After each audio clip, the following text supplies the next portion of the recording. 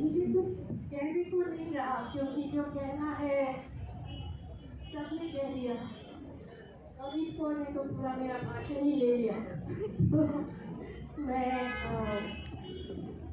Actually मैं सोचती थी शायद हम लोग थोड़ा एनआरसी के बारे में ही बात करें, क्योंकि जो ये आंदोलन खड़ी हुई जामिया के शहीद बाग तक और पूरा देश में ये क्यों हुआ, और ये एनआरसी सीएए है कैसे। So first I'll try to speak in English and then translate. जब एनआरसी सीएए की बात हो रही थी, when it was being discussed, I actually traveled to Assam. I traveled to the villages and the little islands of the Brahmaputra, where we have 1.9 million people. मतलब 2 लाख लोगों का नाम निकाल दिया गया है एनआरसी। तो ये एनआरसी क्या है, ये क्या है? There is only one time in history when a state has said to its people that we will decide who is a citizen depending on a set of documents that we will approve. And that was in 1935 Nazi Germany, the Nuremberg citizenship law. तो सिर्फ जब Hitler के राज में 1935 में Germany में ये किया गया था कि स्टेट डिसाइड करेंगे कि सिटीजन कौन है, और वो उसी डॉक्यूमेंट पे डिसाइड करेंगे जो स्टेट डॉक्यूमेंट बनाएंगे और देंगे, लेगेसी पेपर जिसको कहते हैं। एक्चुअली ये शुरू हुआ था असम में बांग्लादेशी सिटीजन के खिलाफ। अब सीएए भी आ गया, तो we are in a situation where although the NRC and the CAA aimed against the Muslim community without any doubt, it is a fascist, right-wing Hindu government trying to delegitimize the citizens. But in practice, when you look at even what has happened in Assam, the majority of the people who are not on the NRC are not Muslims, because Muslims have been so threatened over there that they have all their documents.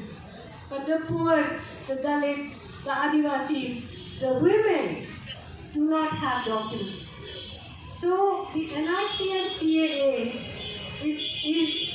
is a move by a fundamentalist fascist government to cut the ground from under the feet of citizens. So if you look back at this government, the people that it hates formally, the people that the RSS hates formally are Muslims, Christians and communists. जो वो मतलब publicly जो घृणा करते हैं लोगों को, वो है मुसलमान, क्रिश्चियन एंड कम्युनिस्ट। लेकिन एक्चुअली ये ऐसा सरकार है जो अपने आप को देशभक्त कहते हैं, लेकिन सबको घृणा करते हैं, गरीबों को भी, मजदूरों को भी, आदिवासियों को भी, मुसलमानों को भी और अपना ही वोटर्स को भी। आप देखो जैसे if you look at the way Modi has operated, the people are the public enemy to be ambushed. तो सबसे पहले वो शुरू होता है डिमोनेटाइजेशन। बीच रात को जैसे किसी ने कोई क्रिकेट बैट लेके आपका रीढ़ का हड्डी को तोड़ दिया, डिमोनेटाइजेशन हो गया। उसके बाद CAA NRC, उसमें Hannah Arendt जो एक Jewish intellectual थी, she said that citizenship is the right to have rights. So when you threaten the citizenship of a whole population, Muslim, Dalit, Adivasi, anybody who doesn't have documents. What happens? जैसे असम में वो detention centre बना रहे हैं, कौन बना रहे हैं? जो खुद डिटेंशन सेंटर में डिटेन हो जाएंगे वो लोग बना रहे हैं। लेकिन जो स्केल में ये एनआरसी होगा, ये मतलब 10 करोड़ लोगों को तो डिटेंशन सेंटर में नहीं डाल सकते ना। तो क्यों बना रहे हैं डिटेंशन सेंटर?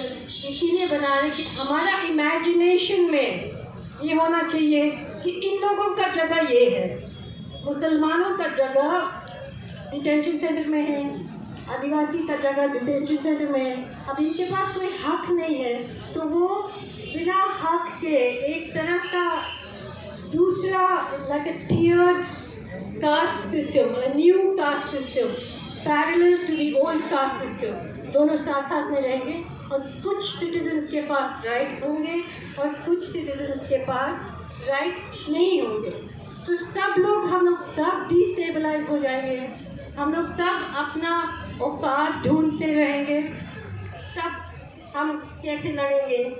तो this is the very important reason why what the students of AMU did, what the students of Jamia did, was to understand the fundamental threat of this. This is a threat which has to be turned back. जैसे इन्होंने पहले demonetisation किया, फिर NRC किया, फिर बस 4 घंटे notice में लॉकडाउन लगाया, जब लाखों मजदूरों उनके जहन में नहीं था इस सरकार का कि ऐसे लोग होते हैं देश में, जिसको मतलब एक कमरे में रहना है, रेंट देना है, काम करना है, नहीं तो हम वो रह नहीं सकते शहर में। तो उनको मतलब ओवरनाइट हज़ारों माइल मतलब पहले जाना पड़ा अपने गांव में। अच्छा, उसके बाद आ गया फार्म लॉज, वो पूरा किसानों का जो ज़मीन छीनने वाले, अपना किसानों का जो अस्तित्व को खत्म करने वाले। और ये सब पहले जैसे नॉर्थ ने कहा, पहले छत्तीसगढ़ में चल रहा था, पहले नर्मदा में चल रहे थे। अब वो लोग गरीब है, दूर है, गांव में रहते तो कोई नहीं सुना था। अब जब पानी हमारा इधर तक आ गए, सबको समझ में आ रहे कि ये लोग कौन है, क्या कर रहे हैं। So what happened with the students in Jamia? Of course, this whole demonization of students, the demonization of JNU, the demonization of students like Omar Khalid started in 2016 because a fascist regime. It is not against just intellectuals, it's against all forms of intelligence. It is against the intelligence of farming, it is against the intelligence of working the land, it is against the intelligence of craft people who understand nothing but hatred. अब हमारे पास एक ऐसा सरकार है जो देश को प्यार करते हैं लेकिन लोगों को प्यार नहीं करते हैं। तो कल मोदी जी वहाँ पे सीमेंट भारत माता बना दिया था रक्षा काशी मंदिर में, उसको प्रणाम कर रहे थे। जब पूरा देश ये इकोनॉमिक और कोरोना और हर एक्टिविस्ट जेल में है, स्टूडेंट जेल में है, इंटेलेक्चुअल जेल में है, तो किसको पूजा कर रहे थे वहाँ पे? किसानों को नहीं, दलितों को नहीं, मजदूरों को नहीं, महिलाओं को नहीं, आदिवासियों को नहीं, स्टूडेंट्स को नहीं, बुद्धिजीवियों को नहीं, तो किसको? अंबानी को, अडानी को। पूरा इलेक्शन का सिस्टम बदल दिया गया है। अब इलेक्शन का फंडिंग कैसे चल रहा है कि सिर्फ बीजेपी के पास जाता है। The whole way in which elections are functioning now, delimitation of constituency, all the people, the electoral bonds, all of this, every institution in this country, levers have now been taken over, not by BJP, by RSS, by that ideology.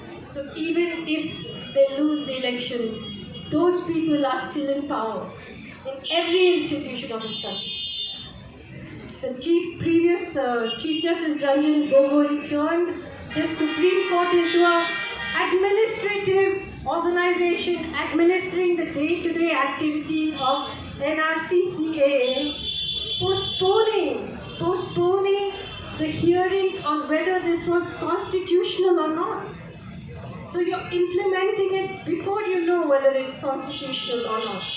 That is a mockery of the Supreme Court. So, what is the future going to be? This is a really big question for all of us. And unless we understand that all these struggles are linked together, if we keep fighting alone, if Jamia fights for Jamia, if JNU fights for JNU, people in Chhattisgarh fight for Chhattisgarh, farmers fight for farmers, this is what they want. This caste against that caste, this religion against that religion. So to understand the threat we are facing today, our country, India, is a social contract between hundreds of communities, languages, religions, ethnicities, caste, regions, races. If you break that contract, and the ideology of the RSS and the BJP is to break that contract. If you break that contract, there is no India. Maybe 10 years from now, maybe 15 years from now, there is no India. For a country to be finished, just look at the Soviet Union. Just look at Yugoslavia. बहुत जल्दी खत्म होता है ये बात. So, for us to understand that the fight that the students of the students of Jamia, the students of AMU, and all the other people who stood up to CAA understood that this is a fundamental threat to this country. आज जो jail में है UAPA में, ऐसा एक कानून कैसा हो सकता है डेमोक्रेसी में कि आप किसी को भी उठा के सालों के लिए रख सकते जेल में? प्रिवेंटिव डिटेंशन कहाँ पर होता है ऐसा कानून? और जिसको उन्होंने उठाया टेररिज्म के लॉ में इसीलिए उठाए हैं क्योंकि उनको अच्छी तरह से मालूम है कि ये लोग टेररिस्ट नहीं है, इसीलिए उनको टेररिस्ट कहा जाता है. Sai Baba is not a terrorist. Sudha Bhardwaj is not a terrorist. Anand Teltunde is not a terrorist. Javelin is not a terrorist. Gautam Namlakar is not a terrorist. Umar Khalid is not a terrorist. Shajil Imam is not a terrorist. None of these people are terrorists. Khurram Parvez, why is he in jail today? He is the 10th pole in Kashmir, who walks the line between what the state has done to that people and standing against military. His organization has documented the horror of what the Indian state has done in Kashmir. That is why he is in jail, because he is actually exposing the terrorism and the terrorist that the Indian state is. That is why he is in jail. So, जैसे Amit Shah actually altered the UAPA so that it's not just an organization but an individual that can be touted as a terrorist. So all these young people, all these students, all these leaders, all these activists, all these intellectuals who are in jail, I just want to read to you what Amit Shah said when the law was amended on the 1st of August 2019. He said, "Sir, guns do not give rise to terrorism. The root of terrorism is the propaganda that is done to spread it. And if all such individuals are designated as terrorists, I don't think any member of parliament should have any objection." This is the attack on students, on intellectuals, on all of us who have been called urban Naxals and all of that. So, जैसे इन्होंने ये कृषि कानून वापस लिया, ऐसे इनको NRC CAA वापस लेना पड़ेगा।